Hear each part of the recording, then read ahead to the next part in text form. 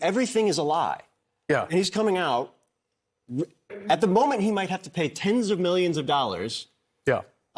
What's the deal here? I mean, I don't know exactly what's going on inside his head. I mean, he's, through the process in this trial where, he's clearly been ruined financially by the immense legal costs that he has from so many simultaneous legal proceedings that he's dealing with. He did these filings where he tried to admit to certain things, but only for certain purposes and not for other things. And the judge was not really having it. But he's claimed in writing that he's admitting that certain things he said were not true, that he's now outside the courtroom there saying, in fact, that they were true. So I don't know whether this is, at some point, the size of the judgments that Giuliani is going to face are so large compared to his ability to pay them.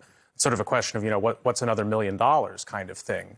But, I'm sort of, at this point, the people who got so deep in these efforts, spreading the lies around the 2020 election, trying to justify the various both legal and extra legal efforts to overturn the 2020 election, I'm not sure about the extent of the clarity that Rudy Giuliani has in his own head right now about what's true and what's not. But certainly it's not good legal strategy to go out there and reiterate the claims you've already admitted in court were false.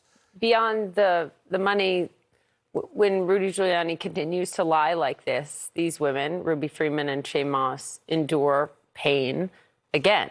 And the question is how many people believe Rudy Giuliani, despite the fact and what that does to these two women. Well, that's exactly the point. These are two of some of the most tragic, bystanders of the events leading up to January 6th who were literally just doing their jobs. They were maligned. They've faced all number of threats for just simply doing their jobs.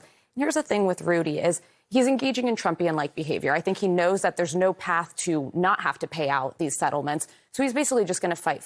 It reminds me of after the Eugene Carroll settlement, that Trump just went out and said even further and expressed even more lying points that ended up leading to him having to pay more money. So I think it's a very similar case. It's horrible, but it does resonate with people who still look to Rudy Giuliani as somebody who is telling them the truth and telling them facts. And it's frankly why as much as 60% of the GOP has questions about the election. Yeah, if you're one